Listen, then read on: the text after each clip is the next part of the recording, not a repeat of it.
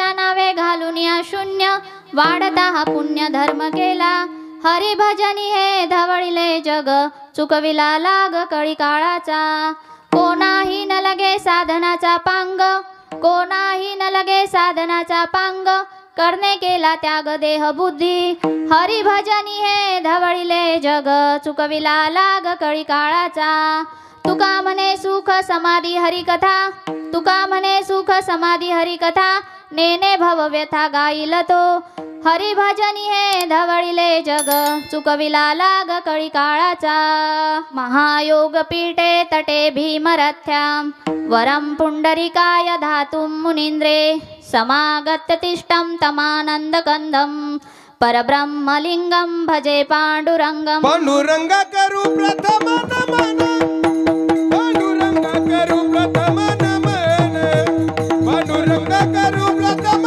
नमन पांडुरंग करू प्रथम नमन हे पांडुरंग करू प्रथम नमन पांडुरंग करू प्रथम नमन पांडुरंग करू प्रथम नमन पांडुरंग करू प्रथम नमन हे दुसरे चरण संताजिया दुसरे चरण संताजिया संताजिया त्यांच्या कृपादान कथेचा विस्तारू त्यांच्या कृपादान कथेचा विस्तारू त्यांच्या कृपादान कथेचा विस्तारू त्यांच्या कृपादान कथेचा विस्तारू दुसरे चरण संताजिया दुसरे चरण संताजिया त्यांच्या कृपादान कथेचा विस्तारू त्यांच्या कृपादान कथेचा विस्तारू कथेचा विस्तारू त्यांच्या कृपादान कथेचा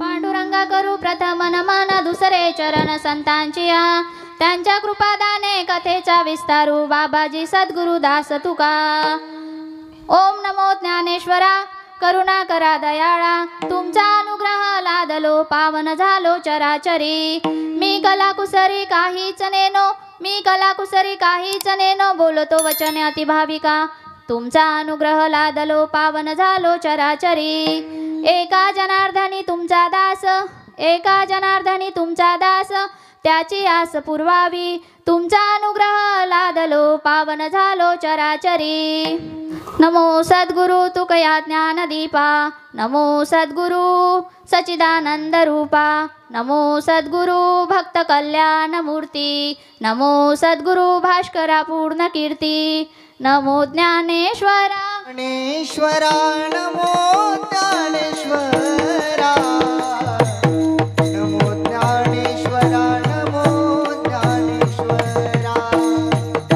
नमो ज्ञानेश्वरा नमो ज्ञानेश्वरा नमो ज्ञानेश्वरा नमो ज्ञानेश्वरा हो नमो ज्ञानेश्वरा नमो ज्ञानेश्वरा नमो ज्ञानेश्वरा नमो ज्ञानेश्वरा नमो ज्ञानेश्वरा नमो ज्ञानेश्वरा नमो ज्ञानेश्वरा नमो ज्ञानेश्वरा हे निवृत्ती उदारा सोपान देवा निवृत्ती उदारा सोपान देवा मुक्ताबाई नमो त्रिभुवन पावनी मुक्ताबाई नमो त्रिभुवन पावनी मुक्ताबाई नमो त्रिभुवन पावनी पावनी पावनी मुक्ताबाई नमो त्रिभुवन पावनी हे निवृत्ती उधारा सोपान देवा निवृत्ती उधारा सोपान देवा निवृत्ती उधारा सोपान देवा मुक्ताबाई नमो त्रिभुवन पावनी मुक्ताबाई नमो त्रिभुवन पावनी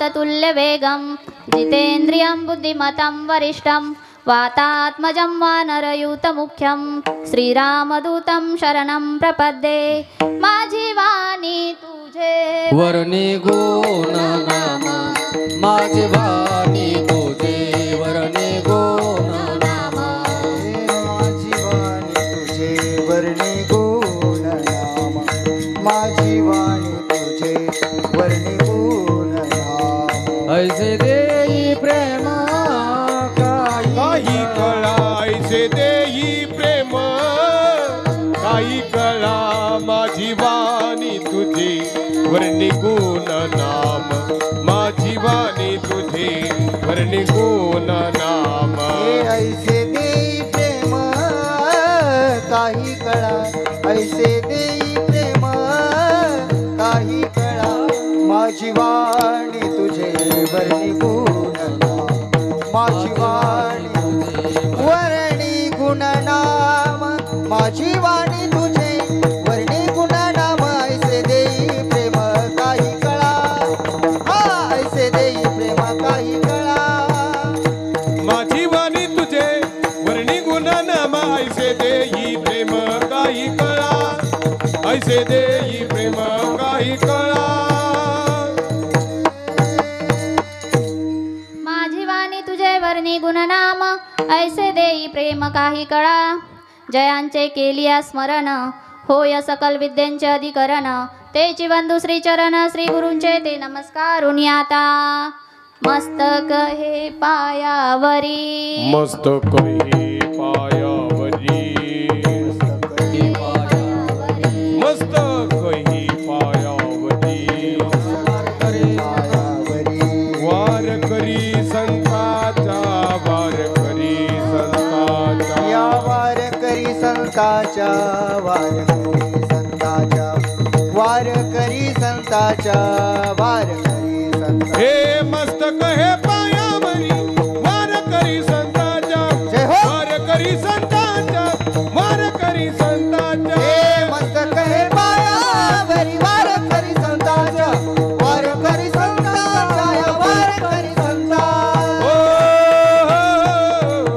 हो मस्तक हे पायावरी या वार करी संतांच्या संसाराच्या नावे घालून या शून्य संसाराच्या नावे घालून या शून्य वाढता हा पुण्य धर्म केला हरिभजनी हे धवळिले जग चुकविला लाग कळी काळाचा प्रस्तुत कीर्तन रूपी सेवेकरता निवडलेला अभंग महान भगवत भक्त संत सम्राट महाराष्ट्राचे भूषण ज्ञानेशप्रिय जगद्गुरु तुकाराम महाराज यांचा अत्यंत प्रसिद्ध आणि अत्यंत महत्त्वाचा असा अभंग आहे या अभंगामधून तुकाराम महाराजांनी आपल्या पूर्व आयुष्यामध्ये आपण काय केलं याचं चिंतन तुकाराम महाराज या अभंगामध्ये करतात विठ्ठल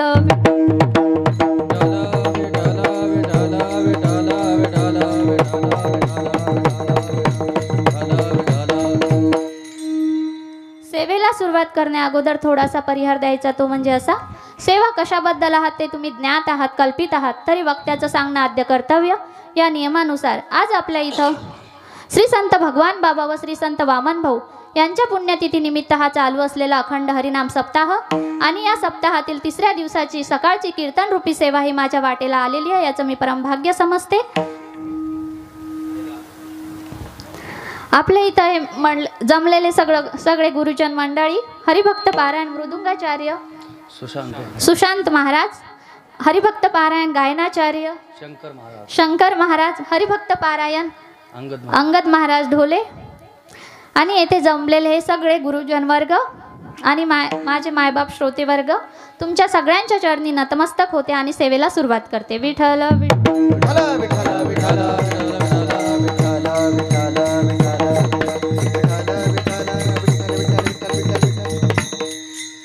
जगद्गुरु श्री संत तुकाराम महाराजांनी आपल्या पूर्व आयुष्यामध्ये आपण काय साधन केलं याचं चिंतन आपल्या समोर मांडतात आपल्याकरता म्हणून संतांच्या आपण केलेल्या साधनेचं चिंतन करणारा आणि साधनेचं चिंतन करून प्राप्त होणाऱ्या साध्याची व्यापकता दाखवून देणारा हा अभंग आहे विठ्ठल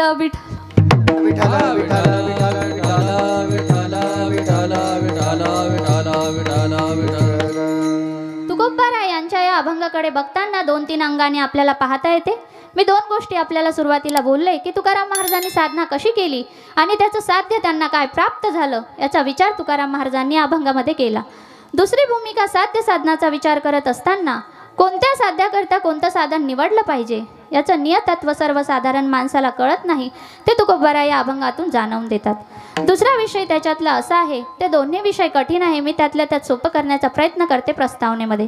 तुकोबारायांनी आपण पूर्व आयुष्यामध्ये काय साधन केलं आणि त्याचा आपल्या आणि समाजाच्या जीवनावर व्यष्टी आणि समष्टी कल्याणाच्या दृष्टीने काय परिणाम झाला याचा विचार तुकाराम महाराजांनी या अभंगामध्ये केला. कारण त्याचं असं आहे की सामान्यतः माणसाच्या जीवनामध्ये साधन कोणतं करावं हे माणसाला मरेपर्यंत कळत नाही. माणूस कोणतंही साधन स्वीकारतो ते सहसा मरण दूर व्हावं म्हणून, आणि दुर्दैव हे आहे की ते मरण येईपर्यंत आम्हाला साधनच कळत नाही.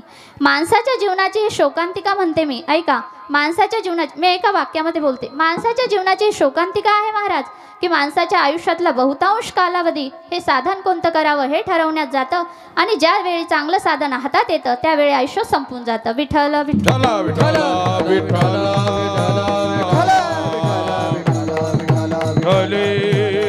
विठ्ठल. अनेक साधनं आहेत भगवंतापर्यंत पोहोचवणारं.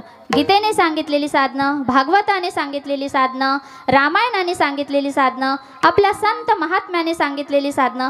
एक प्रकरण नाही, अनेक साधनांचा विचार आपण आपल्या जीवनामध्ये करतो आणि दुर्दैव हे आहे की जे साधन मनुष्य स्वीकारतो त्याच्यापेक्षा न स्वीकारलेलं साधन त्याला जास्त सोपं वाटतं. अडचण काय बघा, कर्म मार्गाने जाणाऱ्याला नेहमीच ज्ञान मार्ग सोपा वाटतो. ज्ञान मार्गाने जाणाऱ्याला वाटतं योग मार्गाने जावं आणि योग मार्गाने जाणाऱ्याला वाटतं काही खरं नाही होत. तुका म्हणे सोपे आहे सर्वाहुनी, नामस्मरण करावं दुसरं काही करू नये. आणि नामस्मरण करणाऱ्याला वाटतं याच्यात नामात काही ठेवलेलं नाही, आपण माणूस म्हणून जन्माला आलेला आहोत, आपण कर्म मार्गाने जाऊ, MH PhD झालोत, आपण ज्ञान मार्गाने जाऊ. म्हणजे जे साधन मनुष्य स्वीकारतो त्या साधनांच्या व्यतिरिक्त बाकीची सगळी साधनं माणसाला गोड वाटतात. परिणाम त्याचा असा होतो की माणूस आपल्या जीवनामध्ये नियत साधन स्वीकारू शकत नाही. त्याची 2 कारणं आहेत. पहिलं कारण, आपल्या जीवनामध्ये आपल्याला काय साध्य प्राप्त करून घ्यायचं आहे या साध्याचं माणसाला यथार्थ ज्ञान नसतं एक. आणि दुसरं महत्त्वाचं कारण आहे की आपण स्वीकारलेल्या साधनांपेक्षा अन्य साधनांमध्ये त्याची रुची वाढत जाते. मी थोडंसं अवघड बोलते पण सोपं करण्याचा प्रयत्न करते. ऐका, माणसाला आपल्या जीवनात साध्य काय निवडावं हे कळत नाही. तुम्ही एखाद्याला विचारून बघा. मी आपल्याला एक साधं उदाहरण सांगते की मी आपल्या सगळ्यांना विचारलं की तुम्हाला काय व्हायचं आहे, तर कोणी म्हणेल मला इंजिनियर व्हायचं आहे, कोणी म्हणेल मला डॉक्टर व्हायचं आहे, कोणी म्हणेल मला यशस्वी शेतकरी व्हायचं आहे, कुणी म्हणेल अमुक व्हायचंय, कुणी म्हणेल आर्किटेक्ट व्हायचंय. अगदीच निदान ज्यांना काहीच जमलं नाही ते म्हणेल मला महाराज व्हायचंय. एवढं तरी म्हणतील का नाही? काहीच जमलं नाही बाबा, शाळा जमली नाही, इंजिनिअरिंग जमलं नाही, हायस्कूल जमलं नाही, काहीच जमलं नाही, काय व्हायचंय? महाराज व्हायचं. एवढं तरी म्हणतील ना. आता मी आपल्या सगळ्यांना विचारलं की तुम्हाला कोण व्हायचंय, तर कोणी म्हणेल आम्हाला नट व्हायचंय, कोणी म्हणेल आम्हाला उद्योजक व्हायचंय, कोणी म्हणेल काही नाही हो काही नाही, थोडाफार पैसा गोळा करावा आणि परदेशात पळून जावं, एवढंच आपलं ध्येय आहे, जीवनात काही साध्यच नाही. माणसं काही सांगतील पण मला आपल्याला गंमत ही सांगायची आहे की मी आपल्या सगळ्यांना विचारलं की तुम्हाला कोण व्हायचंय. याच्यापैकी किती जणांनी हे उत्तर मनात आणलं की आम्हाला मुक्त व्हायचंय? किती जणांनी हे उत्तर मनात आणलं? आम्हाला काय व्हायचंय याचे अनेक उत्तर आहेत पण खरं उत्तर एक आहे, आम्हाला मुक्त व्हायचंय. खरं उत्तर एक आहे, आम्हाला भक्त व्हायचंय. खरं उत्तर एक आहे, आम्हाला गंगा जशी समुद्राला प्राप्त होते तसं आम्हाला भगवत चरणाला प्राप्त व्हायचंय. आणि याच्या पलीकडे खरं उत्तर एकही नाही बरं का. ते इंजिनियर व्हायचं, डॉक्टर व्हायचं ते सगळं इथंच. खरं उत्तर हे नाही, खरं उत्तर एक आहे, आम्हाला मुक्त व्हायचंय, आम्हाला भक्त व्हायचंय. आणि हे उत्तर किती जणांच्या मनात आलं सांगा? किती जणांच्या? एक राजा होता, राजाचा वाढदिवस. वाढदिवसाच्या दिवशी राजाने प्रधानाला सांगितलं, प्रधानजी आज माझा वाढदिवस आहे, माझ्या वाढदिवसाच्या दिवशी मला काहीतरी चांगलं काम करायचंय. म्हणे काय करायचंय? म्हणे काय नाही, एक काम करू, तुरुंगात जे कैदी आहेत त्या सगळ्या कैद्यांना आपण मुक्त करून टाकू. तुरुंगातल्या कैद्यांवर उपकार होतील, तुरुंगात जे कैदी आहेत त्या सगळ्या कैद्यांना आपण मुक्त करून टाकू. प्रधानाने विचार केला, आता हा मुक्त करणार म्हणजे नेमकं काय करणार बरं? प्रधान हुशार, कारण राजा असं म्हटल्यावर देवाला काहीतरी व्यवस्था करावी लागेल ना. प्रधान हुशार. प्रधानाने विचार केला, तुरुंगात जे कैदी आहेत त्या सगळ्या कैद्यांना जर मुक्त केलं तर मग सगळीकडे अनाजित माजेल, पुन्हा समाजात अस्थिरता निर्माण होईल, मग काय करावं? प्रधानाला डोकं होतं. प्रधानाने म्हटलं, महाराज उत्तम कल्पना आहे तुमची, आपण हेच करू. आज तुमचा वाढदिवस, तुमच्या वाढदिवसाच्या दिवशी तुरुंगातल्या सगळ्या कैद्यांना आपण मुक्त करून टाकू. पण एकदा विचारू तरी त्यांना की कोणाला काय पाहिजे असतं? राजा म्हटला कोणाला काय पाहिजे असतं? प्रधान म्हटला एकदा विचारू तरी. गेले दोघेही तुरुंगात गेले. तुरुंगातल्या त्या सगळ्या कैद्यांना विचारलं, त्या लोकांना विचारलं. राजा आला म्हटल्यानंतर ते सगळे कैदी समोर बसले. राजाने त्यांना सांगितलं, आज माझा वाढदिवस आहे, तुम्हाला काय पाहिजे सांगा. तर त्यातल्या एका कैद्याने सांगितलं, महाराज इथे आमच्या खोलीमध्ये ढेकून फार झालेले आहेत, तेवढं औषध मारून द्यायला सांगा. एका कैद्याने सांगितलं, महाराज जरा जेवण चांगलं मिळालं तर बरं होईल. एका कैद्याने सांगितलं, पांघरायला नीट चादरी देत नाही आम्हाला, फाटलेल्या चादरी देता, नीट वागवत नाही आम्हाला, तेवढ्या चांगल्या चादरी द्यायला सांगा. एका कैद्याने सांगितलं, ते पांघरायचं राहू द्या हो, अंथरायला एखादी गादी मिळाली तर बरं होईल, जमिनीवर झोपावं लागतं आम्हाला, सवय नाही जमिनीवर झोपायची, तेव्हा एखादी गादी मिळाली तर बरं होईल. एका कैद्याने सांगितलं, जरा आता थंडीचे दिवस आहे, चहा प्यायला मिळालं तर बरं होईल. अमक्याने तमक्याने सगळ्यांनी काही ना काहीतरी सांगितलं. कोणी सांगितलं जेवायला पाहिजे, कोणी सांगितलं वाचायला पाहिजे, कोणी सांगितलं कपडे चांगले घालायला मिळाले तर बरं होईल. सगळ्यांनी काही ना काहीतरी सांगितलं. शेवटी एक कैदी बसला होता खाली मान घालून. राजाने त्याला विचारलं की बाबा तुला काय पाहिजे? तर त्याने सांगितलं, मला फक्त इथून बाहेर काढा, मला याच्या पलीकडे जीवनात काहीच नको. विठ्ठल विठ्ठल विठ्ठल विठ्ठल विठ्ठल विठ्ठल विठ्ठल विठ्ठल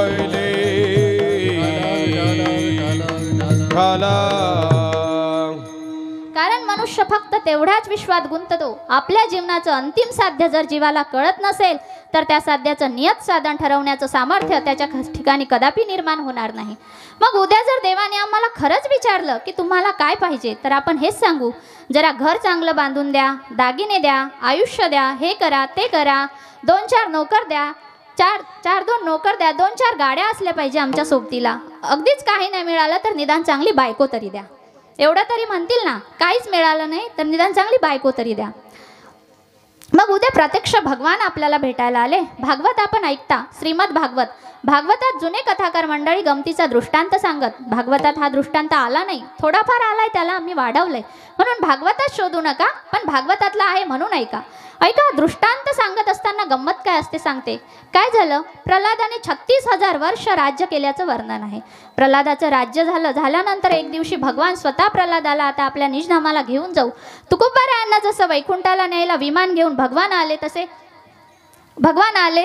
तसं प्रल्हादाला न्यायला भगवान आले. भगवंताने सांगितलं, प्रल्हादा तुला न्यायला मी आलोय, आता आपण जाऊ वैकुंठाला. प्रल्हादाने सांगितलं, देवा प्रश्नच नाही, आयुष्यात काही इच्छा राहिल्या नाही, काही आकांक्षा राहिल्या नाही, भोगलंय मी पुष्कळ ऐश्वर्य भोगलंय, आणि मुख्य म्हणजे तुमचा भक्त म्हणून मला मान्यता मिळाली, याच्या पलीकडे जीवनात काय लाभ असावा? बस मला काही नको, तुमचं नित्य दर्शन व्हावं.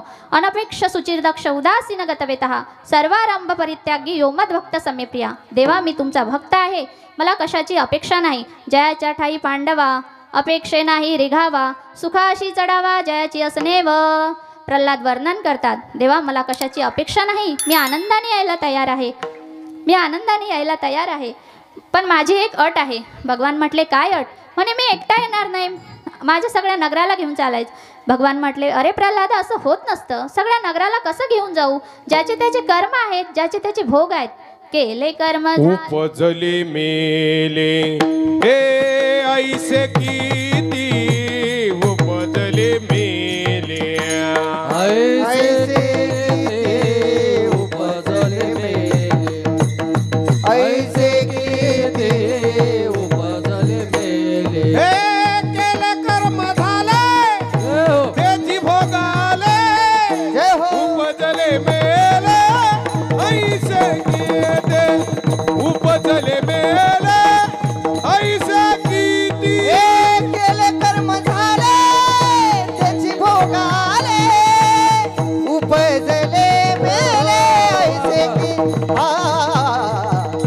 उपजले मेले ऐसे किती.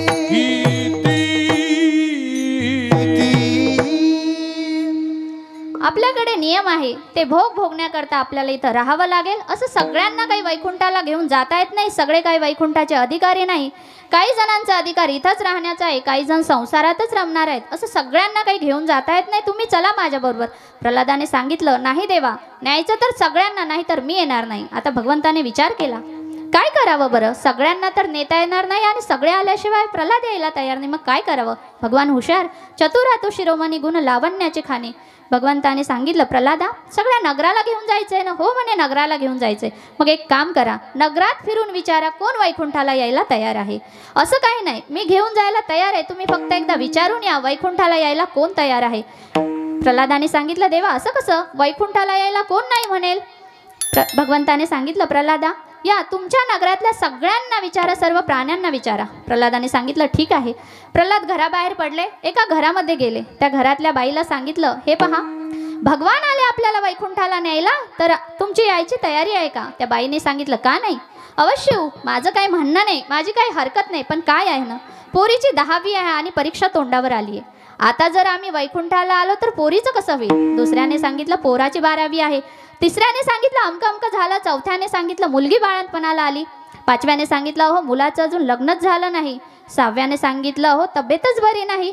7व्याने सांगितलं, आलो असतो, यायला काही हरकत नाही, पण काय आहे ना, वैकुंठाला जाऊन तरी करायचं काय? त्याच्यापेक्षा इथंच बसलेलं बरं. आळशी लोक, वैकुंठाला जाऊन करायचं काय? इथंच बसलेलं बरं. तिथं फक्त चांगलं जेवण मिळेल, झोप मिळेल, एवढंच. ते आम्हाला इथेही मिळते. जे मिळेल ते आम्हाला गोड लागते आणि पडेल तिथे डोळा लागते. माझं काही म्हणणं नाही. ज्ञानोबारायांची भाषा आहे.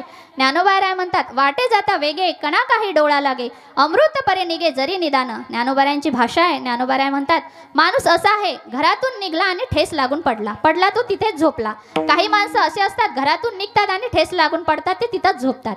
इंद्र चालला होता त्याच्याजवळून अमृत घेऊन. इंद्राला वाटलं, स्वर्गामध्ये एवढं मोठं अमृत आहे, कुठं हे ओझं घेऊन जाऊ, इथंच कुणाला तरी वाटून टाकू. म्हणून बघितलं तर हे ठेस लागून पडलेलं.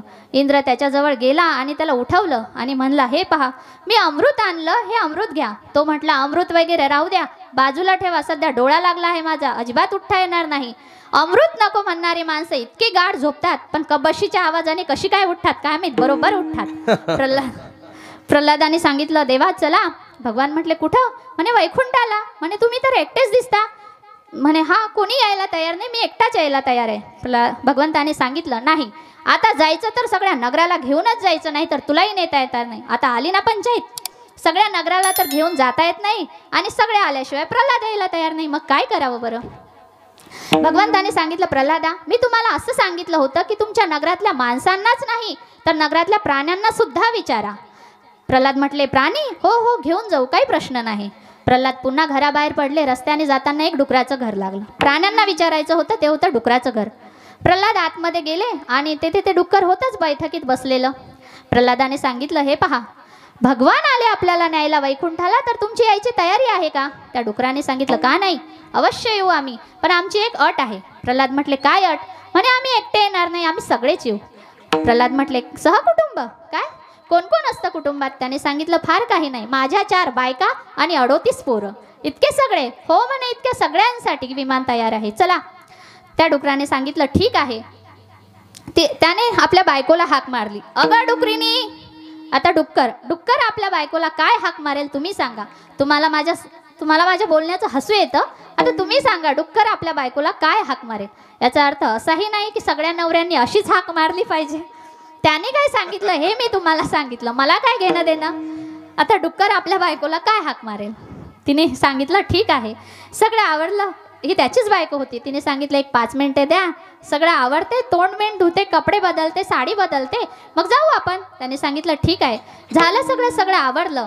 तिने आवाज दिला, अरे डुकरा. आता बायको काय हाक मारेल?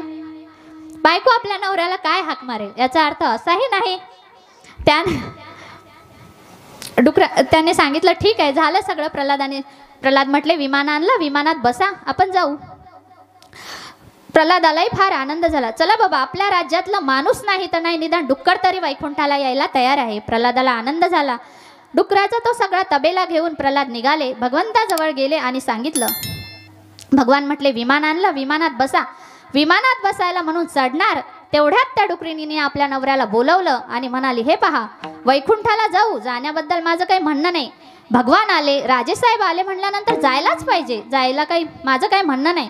पण मुलं आपल्याला असा प्रश्न विचारतायत की आपलं इथलं अन्न आपल्याला तिथं मिळेल का? माझा दृष्टांत संपला, मला जास्त भागवत कळत नाही. मला मुद्दा एवढाच मांडायचा आहे की आपल्याला कितीही चांगलं मिळालं तरी आपण फक्त संसारातीलच साध्य साधन समजतात संसाराच्या पलीकडे या देहामध्ये काही साध्य असतं आणि ते जीवन सिद्ध करण्यासाठी आपल्याला काही परमार्थ करावा लागतो, धर्म पाळावा लागतो, याचं भान माणसाला नसतं आणि परिणाम त्या माणसाला जर साध्याचं ज्ञान होत नसेल तर त्याचं नियत साधन त्याला ठरवता येत नाही. विठ्ठल विठ्ठल विठ्ठल विठ्ठल विठ्ठल विठ्ठल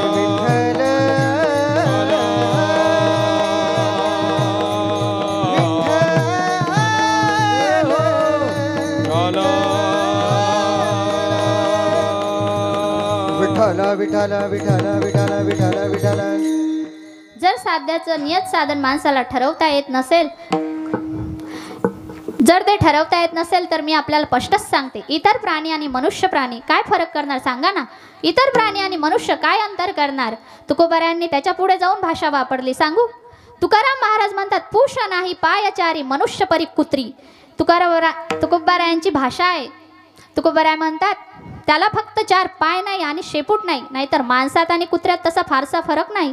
असं जर व्हायचं नसेल तर आपल्या जीवनाचं साध्य त्याला ठरवता आलं पाहिजे. का कळलं पाहिजे. जोपर्यंत आपल्या ठिकाणी बुद्धी आहे, जोपर्यंत आपल्या शरीरात ताकद आहे, जोपर्यंत आपली बुद्धी आपल्याला परमार्थ करण्याची प्रेरणा देते, तोपर्यंत आपल्या जीवनाचं साध्य आणि त्याचं नियत साधन त्याला ठरवता आलं पाहिजे. विठ्ठल विठ्ठल विठ्ठल विठ्ठल विठ्ठल विठ्ठल विठ्ठल विठ्ठल. देवाला सुद्धा मिळाला नाही एवढा चांगला मानवी देह आपल्याला प्राप्त झाला. केवढं उत्तम साधन देवाने आपल्याला दिलं, पण या देहामध्ये येऊन आपण काय केलं पाहिजे याची बुद्धी जर माणसाला होत नसेल तर साधन मिळतं पण साध्य ठरवण्याची बुद्धी होत नाही. तुम्ही आमचा वारकरी बघा, झोपेसाठी तळमळ आहे का हो आमच्या वारकऱ्याची. कुणी सांगावं. माऊलीच्या सोहळ्यात चालतो, काय करतो, भजन करतो, राम कृष्ण हरी, ज्ञानोबा तुकाराम. भजन करत अभंग म्हणत वाटचाल करत राहिलं पाहिजे. काय बरं लागतं सांगा. काय भाकरी असली काय नसली काय, काय बरं लागतं सांगा. का डोक्यावर फॅन लावला आहे, का उशी आहे, का गादी आहे, का एअर कंडिशन आहे, काय आहे सांगा ना. काही नाही महाराज. 2x2 प्लास्टिकचा कागद, संपत्ती संपली महाराज. एवढाच एक प्लास्टिकचा कागद कसा बरं झोपतो त्यावर सांगा. पाऊस आला तर तो डोक्यावर घ्यायचा आणि झोपायचं असलं तर तो खाली टाकून झोपायचा आणि जर खाली काही मिळालं तर उशाला घडी करून त्याची उशाला घ्यायची. संपत्ती संपली महाराज.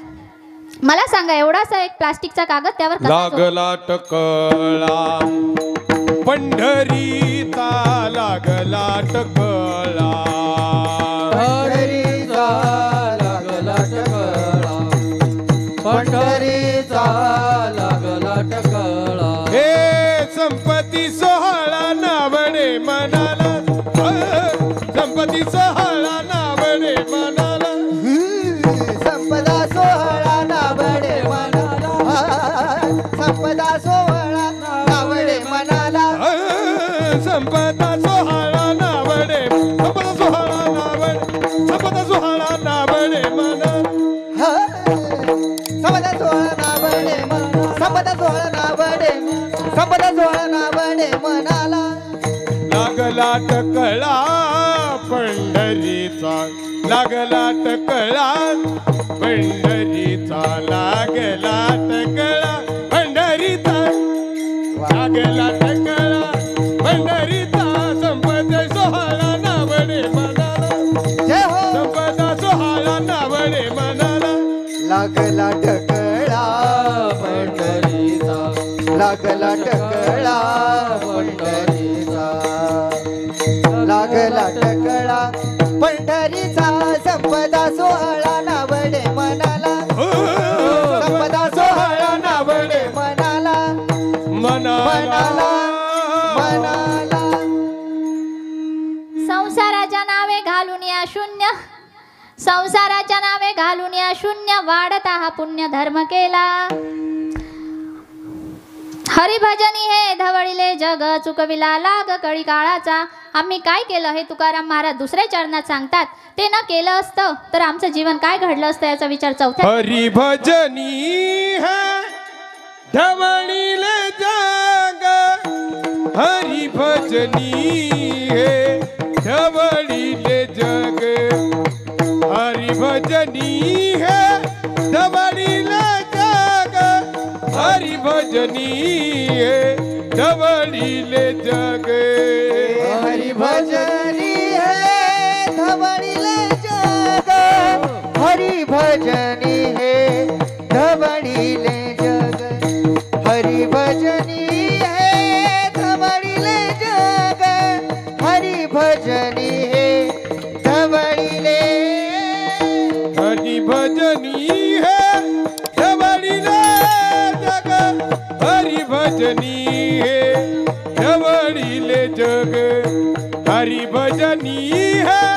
धवळीले जग हरी भजनी हे धवळीले जग हरी भजनी हे धवळीले जग हरी भजनी हे धवळीले जग हरी भजनी हे धवळीले जग हरी भजनी हे धवळीले जग सुख बिला लाभ कळी काळाचा सुख बिला लाभ कळी काळाचा हरी भजनी हे धवळीले जग हरी भजनी हे धवळीले जग हरी भजनी हे धवळीले जग हरी भजनी हे धवळीले जग हे चुकविला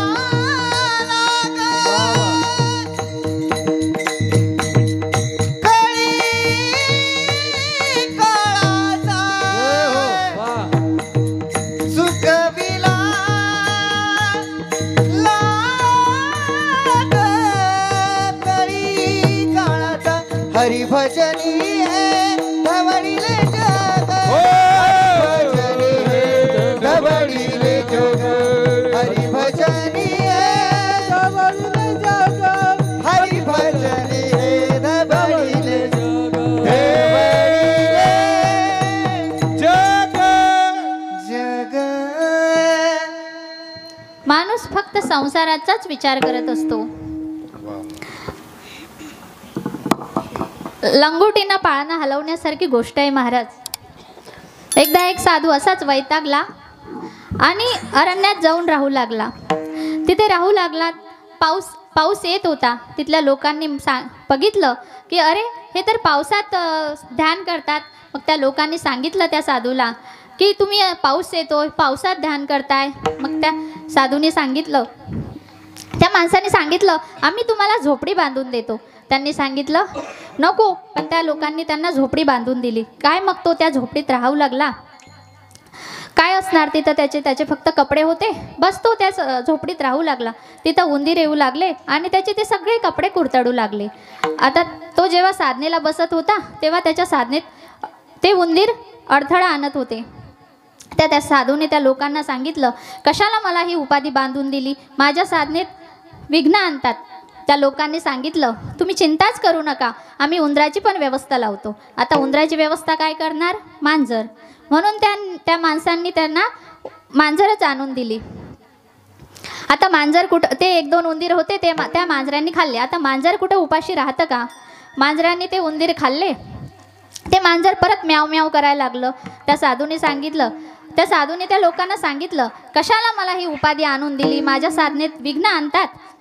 मी साधनेला बसलो की ती मांजर म्याव म्याव करते. आता मलाच काही खायला नसतं तर मी तिला काय देऊ.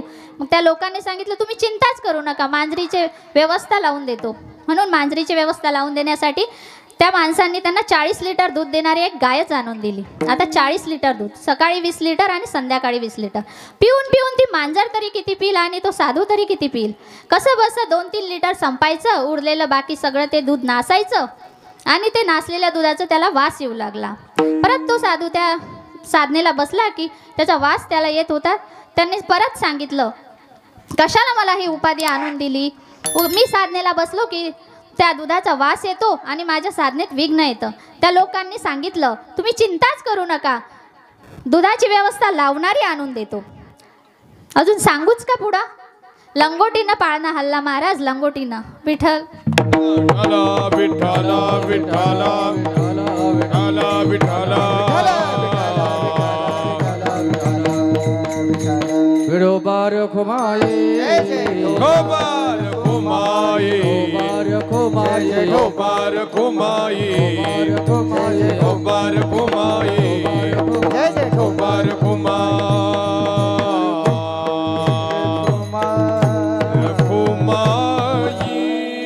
मन सुख समाधी हरी कथा तुका मन सुख समाधी हरी कथा तुका मने सुख समाधी हरी कथा तुका मने सुख समाधी हरी कथा नेने भवव्यथा गाईल तो नेने भवव्यथा गाईल तो कोणाई धवळीले जग हरी भजनी हे धवळीले जग हरी भजनी हे धवळीले जग हरी भजनी हे धवळीले जग सुख मिळाला ग कळी काळाचा कळी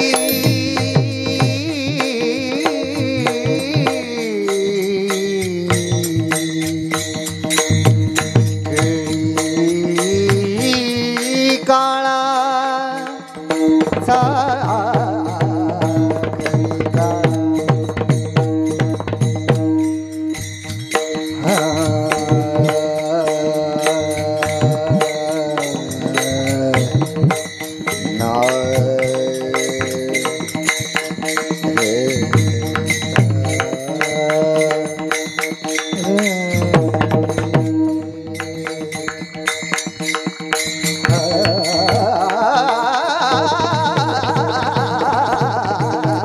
नेने भवव्यथा गाईल तो गाईल तो गाईल तो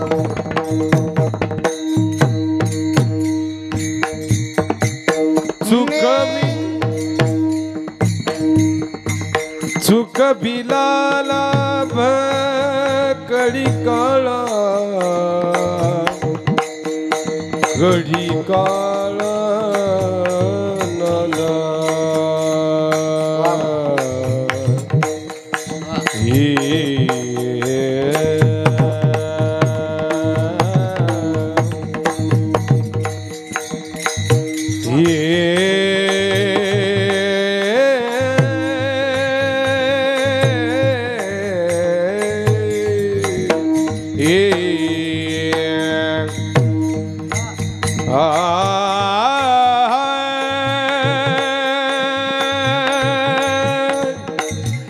चुकबिला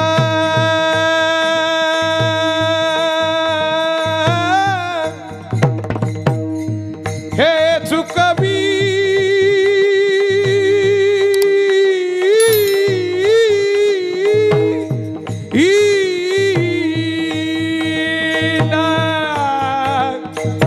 लाभे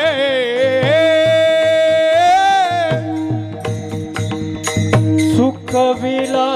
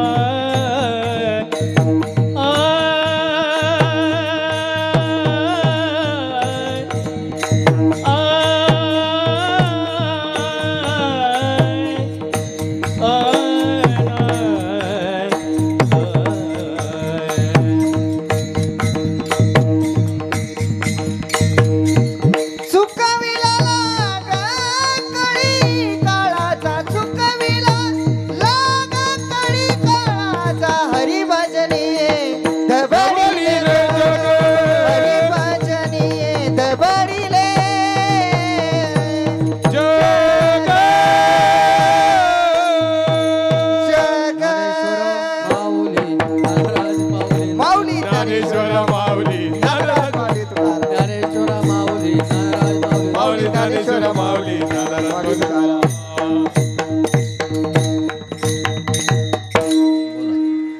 मगाशी चुकून माझ्याकडून एक नाव घ्यायचं राहिलं. एवढी भीती वाटत होती. आज माझा पहिला दिवस आहे. मला वाटत पण नव्हतं की मी इथं उभी राहू शकेल. एवढी भीती मनात भरली होती. माझे गुरु आदरणीय श्री सानप महाराज इथं बसलेले आहे. त्यांच्या चरणी नतमस्तक होते. आणि माझे सासरे, त्यांना पण एवढा आनंद झाला आज मी कीर्तन करणार आहे म्हणून. ते सकाळी कधीच येत नाही, त्यांना वेळच भेटत नाही. पण आज माझं कीर्तन आहे म्हणून ते समोर येऊन बसले आणि त्यांनी पेढेसुद्धा आणले वाटायला. त्यांच्याही चरणी नतमस्तक होते.